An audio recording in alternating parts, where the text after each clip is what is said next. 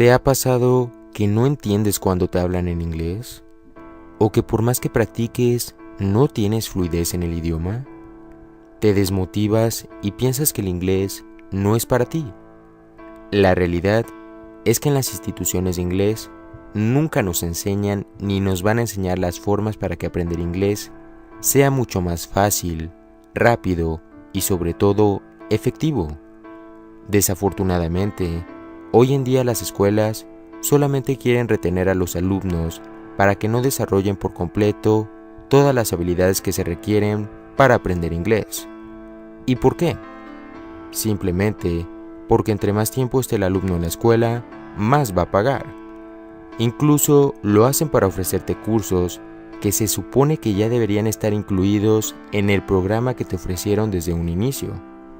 Si alguna vez has estado en alguna escuela de idiomas, no me dejarás mentir que en más de alguna ocasión te ofrecieron algún curso de fluidez, algún club de conversación o alguna preparación para algún examen, entre sus otros miles de cursos, que ya te tienen preparados estratégicamente para que en algún punto de tu aprendizaje te veas con la necesidad de tomarlos.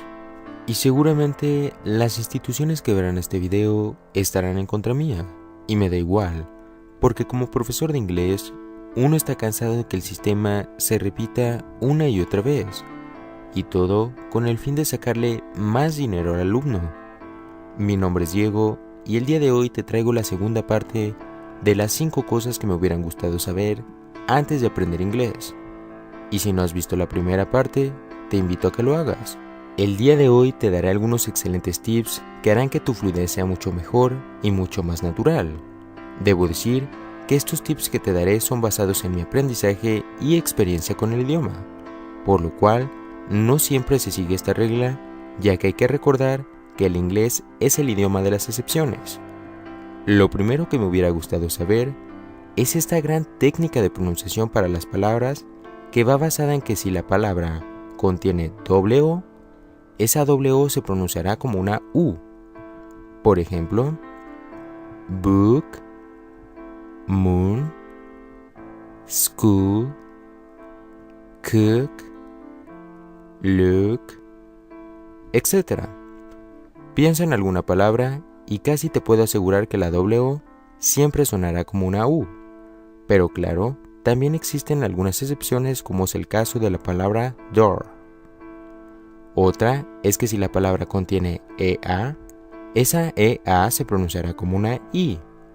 Por ejemplo, tea, eat, meet, beach, clean, etc. Otra es que si la palabra contiene doble E, esa doble E se pronunciará como una I. Por ejemplo, see, cheese, meat, need, sick, etc. Otra es que si la palabra termina con IRE, ese IRE se pronunciará como ire. Por ejemplo, tire, fire, retire, expire, hire, etc. Otra es que si la palabra termina con LE, ese LE se pronunciará como O. Por ejemplo, apple, table, etc. Como lo mencioné anteriormente, pueden haber algunas excepciones con las palabras, pero la mayoría del tiempo, esa es su pronunciación correcta. Lo segundo que me hubiera gustado saber es esta técnica de fluidez de la que hablé en la anterior parte y que ahora la extenderé un poco más, ya que en realidad hablé muy poco sobre ella. Esta técnica, conocida como los link sounds, es la unión de sonidos entre palabras, es decir, siempre vamos a tener una conexión con los sonidos de las palabras que estemos utilizando. Por ejemplo, si tenemos una palabra que termina con una consonante y la siguiente palabra que tenemos empieza con la misma consonante, como es el caso de class y schedule, lo único que vamos a hacer es que en vez de hacer una pausa entre las palabras, como class, schedule, simplemente vamos a alargar el sonido de la última consonante. Entonces quedaría como class schedule. Como ves, queda mucho más natural y más cómodo a la hora de pronunciar. Esto aplica igual si tuviéramos una vocal al final y la misma vocal al inicio de la siguiente palabra. Ahora, la siguiente técnica es muy fácil. Solamente trata de unir consonantes con vocales. Por ejemplo, beautiful, consonante, eyes, vocal. Y lo que hacemos es unirlos y hacerlos un solo sonido.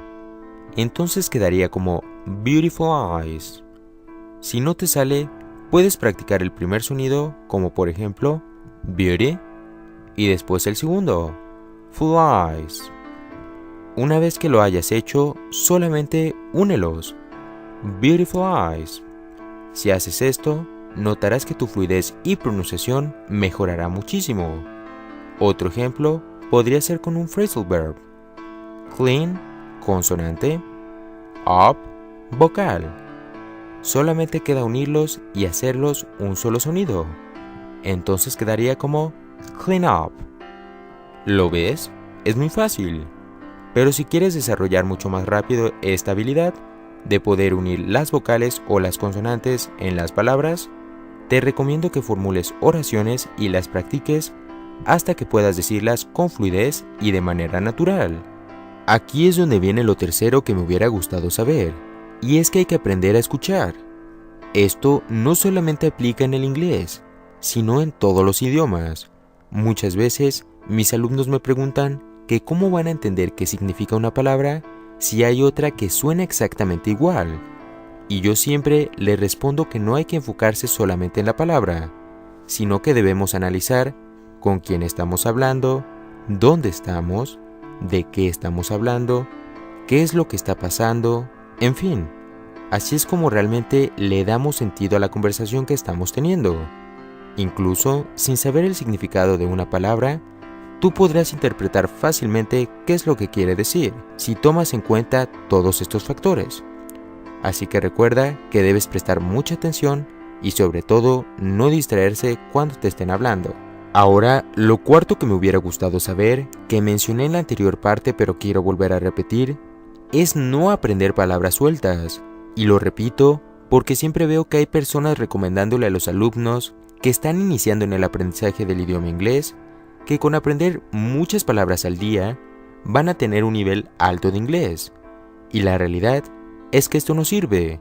Quizás serás una persona que tendrá mucho vocabulario, pero de nada sirve saber 1000 palabras si ni siquiera puedes expresarte correctamente y sobre todo fluidamente en inglés, ya que además de que tu cerebro demorará mucho en acomodar palabra por palabra, no lo harás de manera correcta y no vas a saber las expresiones coloquiales, los phrasal verbs y además, una palabra por sí sola en inglés puede tener muchísimos significados. Te daré un ejemplo. Si tú aprendiste que book es libro, estás en lo correcto. ¿Pero acaso también aprendiste que book significa reservar? Y que es muy común utilizarlo cuando vamos a algún hotel, aeropuerto, etc. Por ello, es que te recomiendo aprender expresiones completas y no palabras sueltas. Pueden ser 1 o 2 por día. No te presiones, porque de aquí viene lo último que me hubiera gustado saber. Y es que no debemos sobrecargar nuestro cerebro de información. Y con esto me refiero a que no hay que tratar de aprender todo el inglés en una semana. Por ejemplo, ¿cuántas veces no nos ha pasado que cuando teníamos un examen en la escuela, tratábamos de estudiar todo un día antes y al día siguiente se nos olvidaba absolutamente todo? Esto es igual con el inglés, ya que si tratas de estudiar todo en un periodo muy corto de tiempo, lo único que va a pasar es que no vas a aprender y te sentirás frustrado por haber perdido todo ese tiempo. Así que mi recomendación es estudiar un tema hasta que lo tengas dominado, en pronunciación, en entendimiento, en lectura, en escritura, y aprender que estudiar no es solamente abrir un libro y verlo por horas, sino saber que si estudias poniendo atención, escuchando, repitiendo y practicando por al menos media hora será mucho mejor que si estudiaras por 6 horas con el celular a un lado, escuchando ruidos, distrayéndote, pensando en otras cosas, en fin, lo que sea que pongas de pretexto para no prestarle atención al estudio. Ahora, como recomendaciones extra en base a mi experiencia e investigaciones, te recomiendo que no estudies cuando estés aburrido, ya que lo único que hará esto es que veas el estudio como algo cansado y sin sentido. Es mejor que te tomes media hora o una hora en hacer otras cosas para no crear esta negatividad hacia el estudio. Otra cosa que te recomiendo es irte a un lugar tranquilo, ya que si hay ruidos en tu casa o en el lugar en el que estés, tu cerebro no va a concentrarse al 100% y esto lo único que hará es que no estudies eficientemente. Igual, si estás en tu cuarto, puedes avisarle a tus padres o a las personas que estén contigo que no te interrumpan, ya que está comprobado que al cerebro le toma 15 minutos en alcanzar el 100% de su capacidad para concentrarse en las cosas. Lo último que voy a mencionar y lo más importante es mantener tu celular apagado y fuera del cuarto o área del trabajo en el que estés. Y quizás suene algo exagerado, pero está comprobado por varios científicos que las personas tienden a distraerse cuando ven su teléfono apagado o lo ven cerca de ellos. Por ello, es muy importante mantenerlo fuera o al menos fuera de tu vista.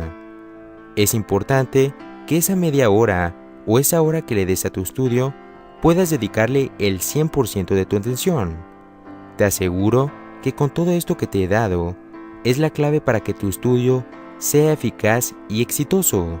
Eso sería todo por el día de hoy. Por favor te pido que compartas este video y lo hagas viral, para que así como tú, los demás puedan cambiar su vida teniendo un mejor estudio con mejores resultados. También te pido dejar tu like y comentar qué tal te ha parecido el video.